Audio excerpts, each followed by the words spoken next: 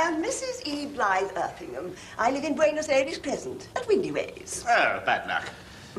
I have a petition, Mr. Perrin, signed by 1,276 residents. Oh, yeah. We, the undersigned, object to the presence of Perrins, which is inconsistent with the character of this predominantly residential area. Photostats have been sent to the leader of the council, to our MP, and to the Botchley and Spraunton Gazette. Oh, thank you so much. I do want to assure you, Mr. Perrin, this is only because of the parking, the crowds, the noise, the disturbance caused by your peacekeeping forces, and the undesirable types attracted by your excellent project. There's nothing personal in it whatsoever. Oh, good. There's nothing personal in this either.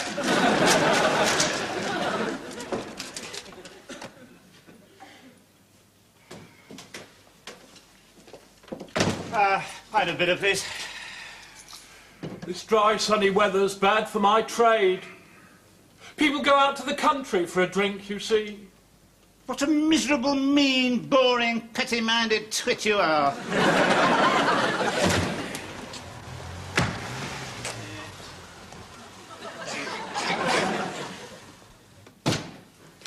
Hello, darling. You had a good morning? Excellent. I'm not at all depressed that 22 more guests have left, and I'm not worried my ribs are still aching, having fallen off the drain pipe last week. Now, Reggie, don't be so sarcastic. Sarcastic? I'm never sarcastic, darling. Don't be ridiculous. And please don't be rude, Reggie. I'm not rude. I'm never rude. I wasn't rude to that cow this morning who's Mrs. Blythe Erpingham, and I tore that petition over her head, and I certainly wasn't rude to the landlord of the George and Dragon when I called him a miserable, mean, boring, petty-minded twit. And I didn't even know it was a police car. What? And I didn't mean to do any of it anyway. I'm sorry. Don't worry. Oh, sorry, Tom. I didn't know you were there, otherwise I wouldn't have sighed. Everything's going splendidly. What is there to sigh about? I was just writing you a note, Reggie. Oh, really? I thought you were ballooning across the Atlantic. Sorry, Tom. Sorry. McBlain has been telling Adam and Jocasta stories which are not entirely suitable for their young ears. Surely they don't understand a word he says. Adam asked me what a Turkish brothel was, and Jocasta says she's going on the game when she grows up. They understand every word he says. All right. I'll have a word with him, but I'll give him a piece of my mind. He's not an easy person to speak to, Reggie. I have just given a piece of my mind to the landlord of the George and Dragon, the miserable, mean, boring, petty-minded twit. I've also given another piece of the same mind to that miserable cow, Mrs. Blythe Erpingham. I'm a master of giving people pieces of my mind. There's hardly any of my mind left to give. All right, Tom, don't worry. McBlain will present no problems. Sorry, Tom. Don't worry.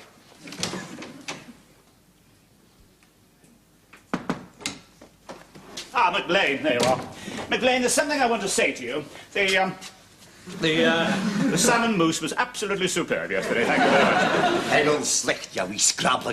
Yes. But man cannot live by salmon mousse alone, McBlain. Lift your clunge. Yes, that's as maybe. But McBlain, this, and this is a big bus. Well, not a very big bus, a sort of medium size. But it is a bus.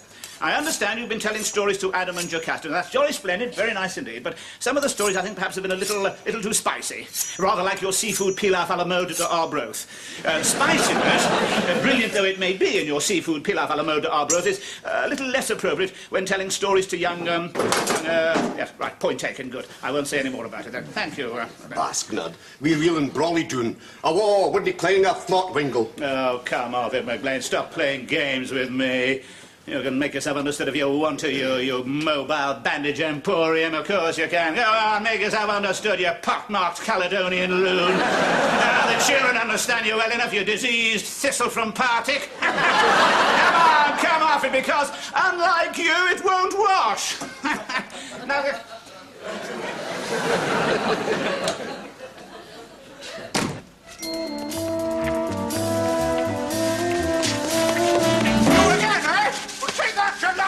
And that! Love and peace, you bullies! Love and peace, you hear? You reckoned without Major James Gordonston Anderson, didn't you?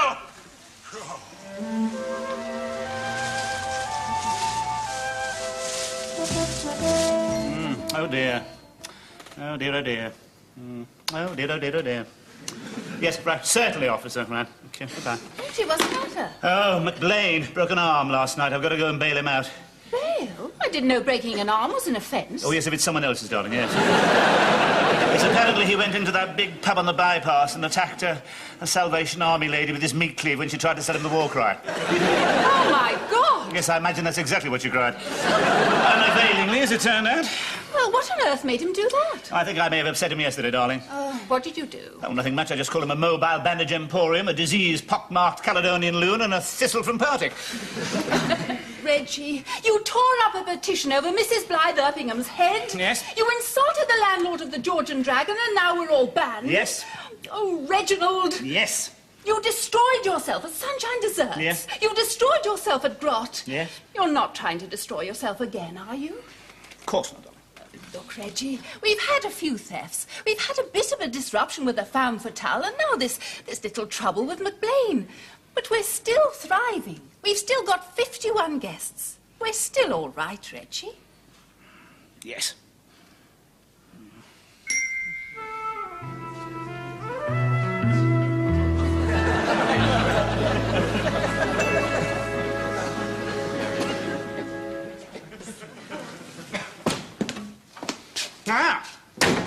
Not so busy today, eh, McLean? Only 40 guests left. Now, they've all gone as a result of the bad publicity. Well, I'm sorry, McLean. McLean. I mean, you may be a superb cook, but I'll be sorry to lose you, but I'm afraid we just cannot afford bad publicity like that in the community here. I'll be sorry to lose you, but I'm afraid you just got to go. To show there's no ill feelings, there we are. There's a golden handshake for £1,000. Right.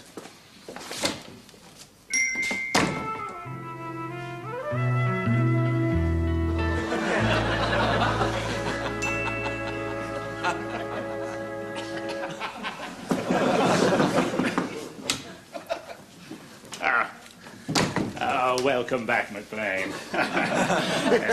Talking of handshakes, obviously you will now hand back the golden handshake that on the other hand, of course, perhaps we could look upon it as an advance on your salary. Or another possibility occurs to me, perhaps we could look upon it as a bonus for your absolutely superb cooking. How about that?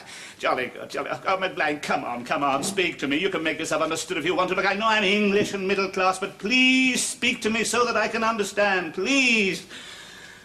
Ye fleckin' muckle slapnack. Nee blechtig fleckbingle. All right, have it your own way. And a little mud of your jugged hair wouldn't come amiss.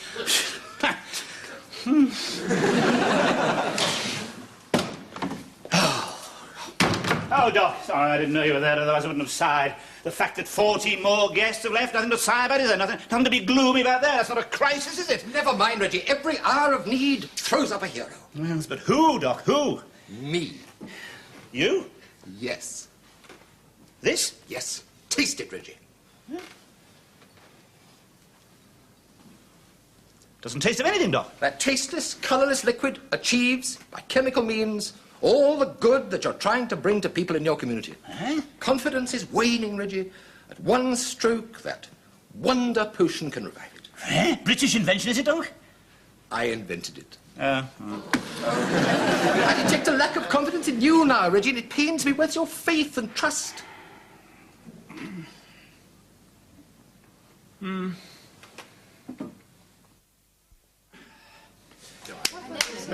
thank you. The staff, I've called you all here today to listen to Doc Morrissey, the wizard of the medicine chest. Thank you, Doc. Oh, thank you, Reggie. I've invented this amazing potion which you see before you.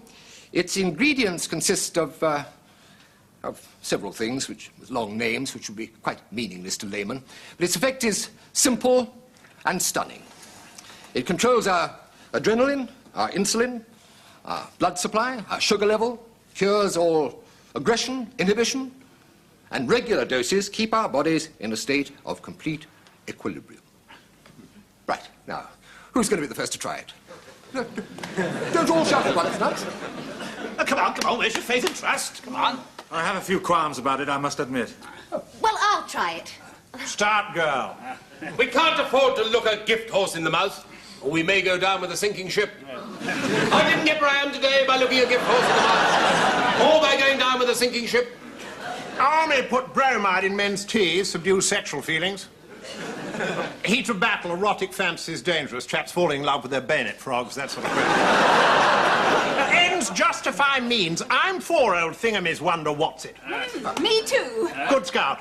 Why are you smiling, me, Reggie? Oh, no, sorry, I was just thinking about... Remember all those misprints on the English menus in Crete? You know, in the restaurants we saw lamb shops and lamp chops. We never actually saw one that said lamp shops. You know, rather like Jimmy. I've often heard him say stout girl and good scout. I've never actually heard him say stout scout. Oh, Reggie. Yes, sorry, darling, a bit of a red herring, perhaps is rather important. You did ask me what I was smiling at, and that exactly was I was... Sorry, carry on, Doc. Yeah, look, Doc, is this stuff going to work? Ah. I mean, I've had Tom's pineapple whiskey syndrome up to here.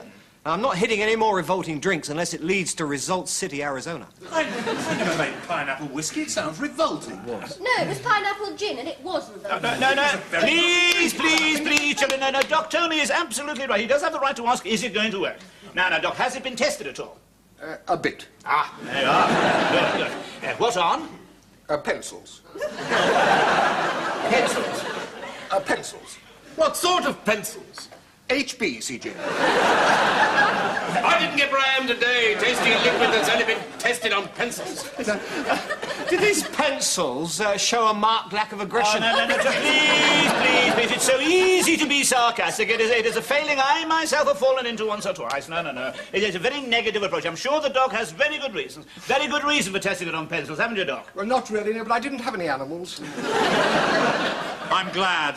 I'm not a testing things on animals person. Oh, but pencils are all right, are they? I mean, what about the Royal Society for the Prevention of Cruelty to Pencils? I think vivisection of papermates is shocking. Oh, quite.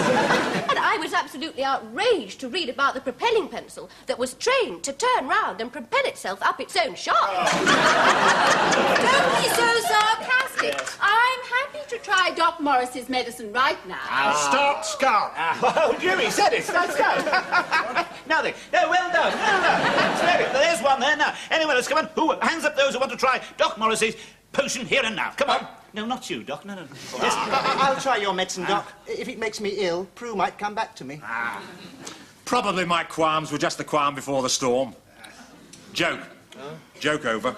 Oh, come on. It may as well be hung for a sheep as a Lambsville, Arizona. Never let it be said that I was the one ugly duckling that prevented the goose from laying the golden eggs. Never let that be said to you. Good, there we are, Doc. And you, Reggie? No. Somebody must be totally unaffected in order to observe the results scientifically. Who better than McBlain to carry out that task? So there's my hand. Splendid, Reggie. Yes. Now, will you be the first to drink it? Oh, good, splendid. The dose is half a glass. Yes, but the guests and the rest of the staff, I want to leave, so I'll take half a glass, whatever.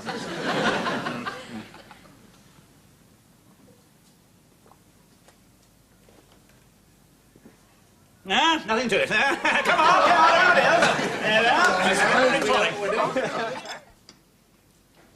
Well, Doc, it would appear that the 23 guests and all the staff, with the exception of us 4, have gone down with a violent bout of dysentery. It certainly does, Reggie. It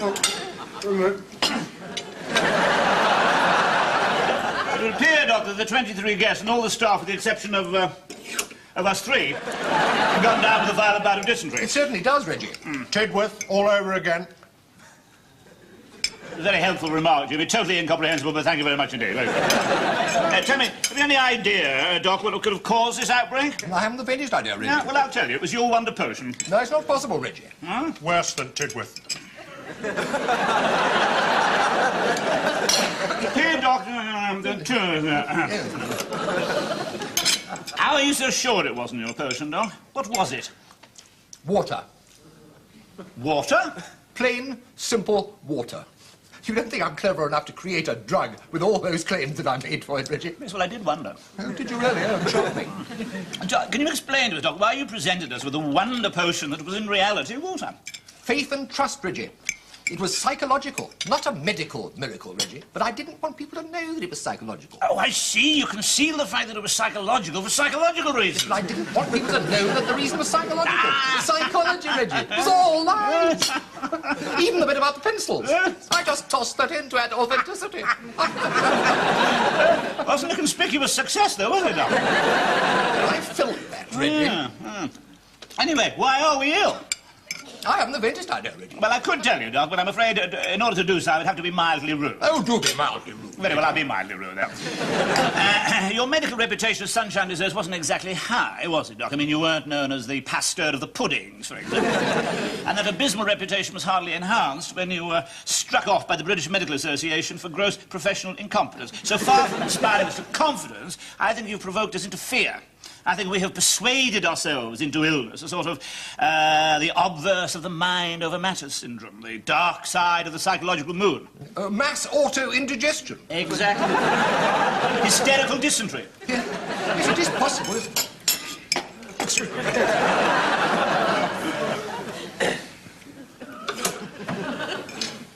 Where is everyone? What's wrong with my food? Ah, caught you out. I knew you could make yourself understood if you wanted. You disease. Sister from Paddock. My Sanskrit, she gobbles it up. Snick made that. Too late for that now, McBlain.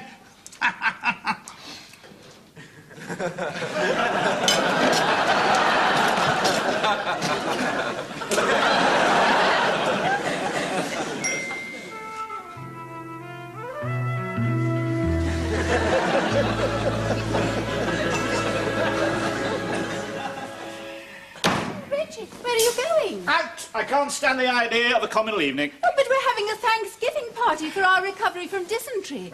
All the staff are going to be there, and all 18 guests. Good, well, I won't be. But it was your idea. It wasn't my idea to drink communal bowls of Andrew's liver salts and Bisodol and go to the pub. Sorry, beg your pardon. Holy God, it's Mr. Perrin himself. Seamus Finnegan! If it isn't, there's some bastard standing in me body. Dreadful beer. Oh, a noxious brew, undrinkable. Yes, another pint. Thank you, sir. All right, 2 pints, please.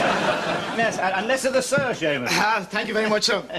But your insistence that I don't call you sir is based on a false premise. What premise is that? You're thinking, poor old Seamus. I brought him out from the obscurity of the Climthorpe Slip Relief Feeder Road, a simple, tongue-tied Irishman from the land of the bogs and the little people. I rescued him from the swollen underbelly of that fat old sow that is urban deprivation. I made him admin officer of Grot in the hope that his simple Irish lunacy would bring the whole empire tumbling about our ears. But, with the true contrariness of Arden, he turned out to be a genius. Then I disbanded Grot, leaving poor old Seamus to return to the drunken, monosyllabic slime of the roadworks, his only companion simple oaths, and the occasional inarticulate driver of an articulated lorry. Back in the gloomy underbelly of the aforementioned sow of urban deprivation from which I said so irresponsibly rescued him. Yes, I was thinking something along those lines. Perhaps in not so many words, Seamus. I own 8 companies. Do you? Oh, congratulations. Yeah. Puts my little effort in the shade. What little effort did that be, sir? Oh, at the moment I'm running a community on the far side of Botchley. We've had 1 or 2 problems recently, but what's the matter, Seamus? Dark deeds. Some of the friends of my erstwhile acquaintance have friends who are the acquaintances of some right villains. And they have been receiving inquiries from some yobbos who have fallen foul of the peacekeeping activities of a certain community with a view to duffing up and generally doing over headquarters of Sam. Good God. Do you know when, Seamus? Saturday. Serious? Possibly. Thank you very much, Seamus. I thought I banned you. And what are you going to do about it, you boring pillock? Thank you very much, Seamus. Well, I think we ought to take this threat very seriously indeed and defend the community. 1 more blow could finish us. Shouldn't we inform the police? Well, we could, Tom, yes, we could. I could say that I met an eccentric Irishman in a pub who told me that he had some friends who knew some acquaintances, whose friends knew some people, whose friends knew some other friends, whose friends were going possibly to come here and do us over at some uncertain time next Saturday. We could then get in touch with the police and ask them to look after us, divert vast quantities of manpower from pursuing the butcher of Botchley, the Botchley Strangler, the 8 men of Botchley, and the teenage arsonists of the Bulge Road Comprehensive School, and all the other louts who are causing such a horrendous crime wave that's engulfing us at the moment. Seeing the police, the yobbos wouldn't come. The police would dislike us even more than they do now. The yobbos would come the following week. Yes, we could do that, Tom. Yes, that's a very constructive suggestion. Thank you very much indeed, Tom. Reverse sinking morale. See scum off ourselves. Absolutely, Jimmy. Quite agree. We must do this ourselves. We must look after ourselves, and we must appoint a leader. But you're our leader. No, darling. This is a very specific task which requires a specific leader. Needs somebody oozing authority from every pore. Need I say more? I don't think so, Reggie. I refer, of course, to Jimmy. Good God. Here. I'm sorry, Doc, was that here to his appointment or to the good God?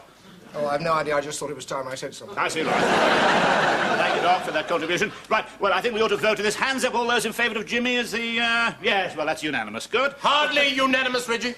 Oh, I think so, CJ. 9 votes, including myself. There are 10 of us here. Oh, yes, of course, Jimmy, yes, naturally didn't vote for himself. Did, actually. Well, I didn't actually see... I didn't notice who put their hands up, CJ. I just... Oh, I wonder who didn't vote for Jimmy, don't you, CJ? I certainly do, Reggie. Well, I didn't get where I am today without definitely saying that Jimmy is now the leader. Right. Defence of HQ. Flee in here for loutish elements. Bingo. Message received, loud and clear. Thank you. Can do. Wilco. Roger and out. Every single one of us must support our leader at this time. Right? The last thing I want to do is leave you all in the... Lurch? Exactly. I don't want you to think that I'm a... Snivelling little coward? Exactly. My word, no. But, No, wait, it's Prue. I think I ought to... Go and get Prue, bring her back here to help in the defence, because we need everybody at this time. Very good, I like your thinking, I like your style. Off you go, David. Good, lad. Super. Right, we'll have another meeting tomorrow, by which time our Defence Supremo will have drawn up his plan. Yes. Sorry, I'm late. Cock up on back Conostad front. Well, yes, thank you. Right, hello, staff. Everyone. Well, good. Glad to see you all here. Now, since we had the meeting yesterday, I spoke to the guests, 14 of them, and I gave them the choice of sticking it out with us or going home. And every single one of the 14 has decided to go home. So, here we are on our own. I will now call upon our defence. When I heard about the attack, I knew I had to come back.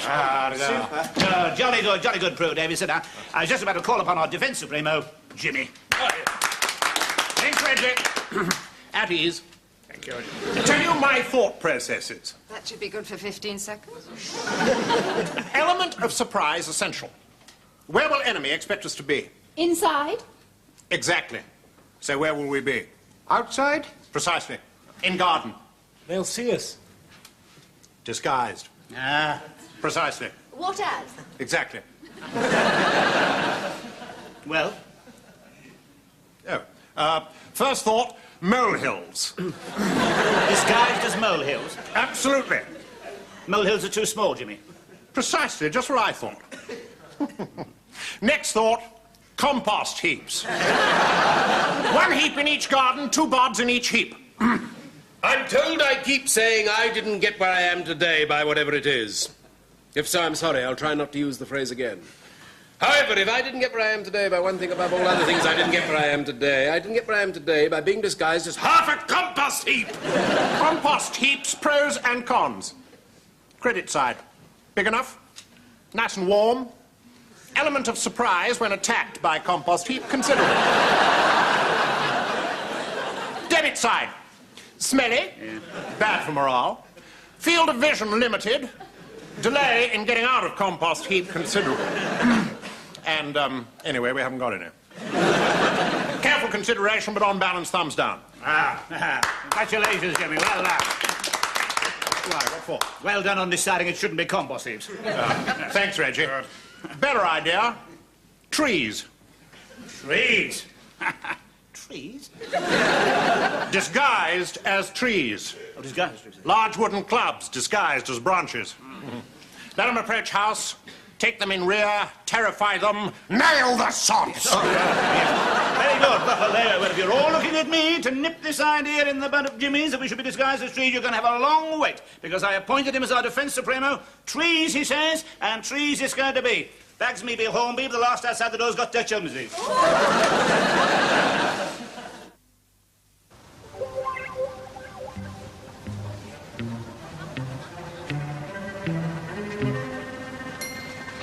I feel an awful fool, Reggie.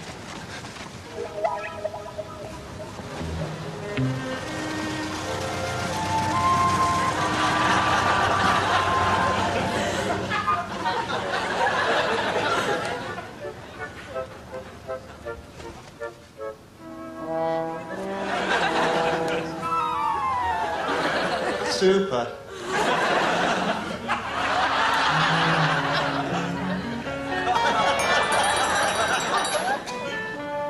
Knockout.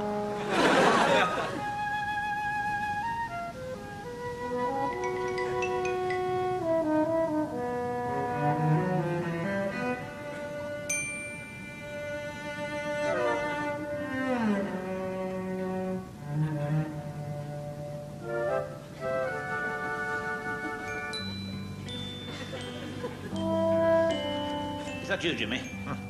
What time is it? Midnight. Oh, they're not coming.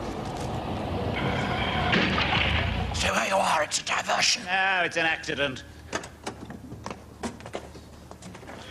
I'm going to give up drinking. I'm definitely going to give up drinking.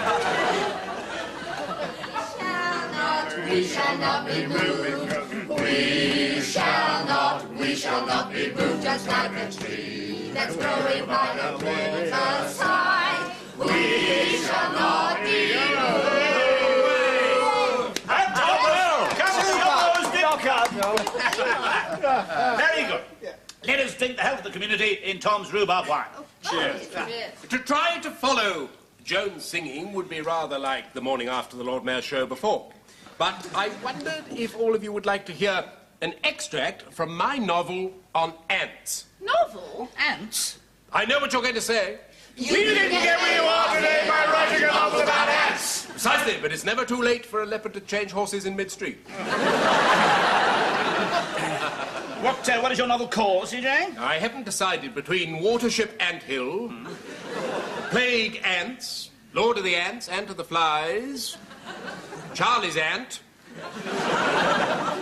or No Sex, Please, We're Ants. Yes, I can see the difficulty, CJ. Tricky choice. But it'd be too much bother for you to go and get the book, wouldn't it? I just happen to have an extract here with me. Oh, dear. The owl led Thrugwash Blunk through the forest, and then suddenly, without any warning, Oh, thank God the yobbos have come. My God, they have! Jimmy! What? Jimmy! Give us your orders! Orders? Get the bastards!